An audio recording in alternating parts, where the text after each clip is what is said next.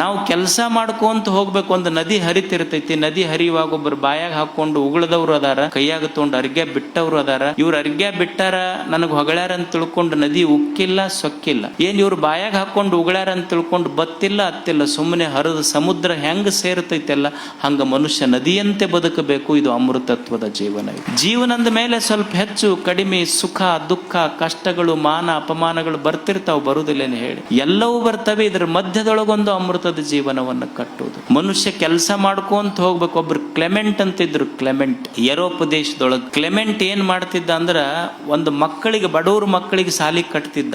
ಸಾಲಿ ಕಟ್ಟುವಾಗ ಯಾವನೋ ಒಬ್ಬ ವ್ಯಕ್ತಿ ಹತ್ರ ಹೋಗಿ, ನಾ ಬಡವ್ರ ಮಕ್ಕಳಿಗೆ ಸಾಲಿ ಕಟ್ತೀನಿ, ನನಗೊಂದ್ ಸ್ವಲ್ಪ ಏನಾರ ಸಹಾಯ ಮಾಡು ಅಂತ ಕೇಳ್ದ.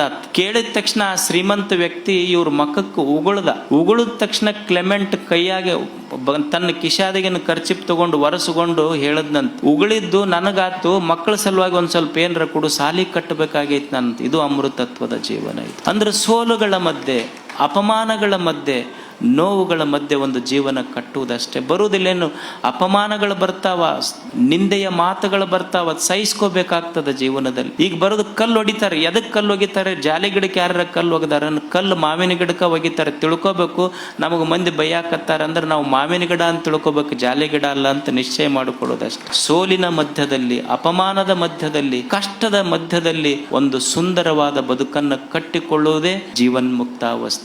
ಆಶಾ ಬಿಡುವುದು, ನಿರಾಶೆಯಿಂದ ಸಮಾಜಕ್ಕಾಗಿ ಕೆಲಸ ಮಾಡೋದು. ಅಪ್ಪಗಳು ಮಾಡಲಿಲ್ಲ. 75 ವರ್ಷಗಳ ಕಾಲ ನಿರಾಶೆಯಿಂದ ಒಂದು ಸಂತಸದ ಬದುಕನ್ನ ಕಟ್ಟಿದ್ರವ್ರು. ನಿರಾಶೆಯಿಂದ ನಾವು ಸೇವಾ ಮಾಡಿದ್ರ ಭಗವಂತ ತಾನೇ ಮುಟ್ಟಿಸ್ತಾನ. ಈಗ ನೀವು ನೋಡಿ, ಈ ಕುರಿ ದೊಡ್ಡಿ ಇರ್ತೈತಿ, ಕುರಿ ಕಾಯೋರು ಕುರಿ ದೊಡ್ಡಿ ಹಾಕಿರ್ತಾರೆ, ನೋಡಿರಿಲ್ಲ? ಈ ಕುರಿ ದೊಡ್ಡಿ ಅಮಾವಾಸ್ಯೆ ಕತ್ತಲ್ ಇರ್ತೈತಿ. ಅಮಾವಾಸ್ಯೆ ಕತ್ತಲ್ದಾಗ ಒಂದು 100 ಕುರಿ ಇರ್ತಾವ. 100 ಕುರಿಯೊಳಗ ಕುರಿ ದೊಡ್ಡಿ ಇರ್ತೈತಿ, ಸಣ್ಣ ಕುರಿ ಮರಿ ಹಾಕಿರ್ತೈತಿ. ಕತ್ತಲೈತಿ, 100 ಕುರಿನೂ ಕರ್ಗದವ.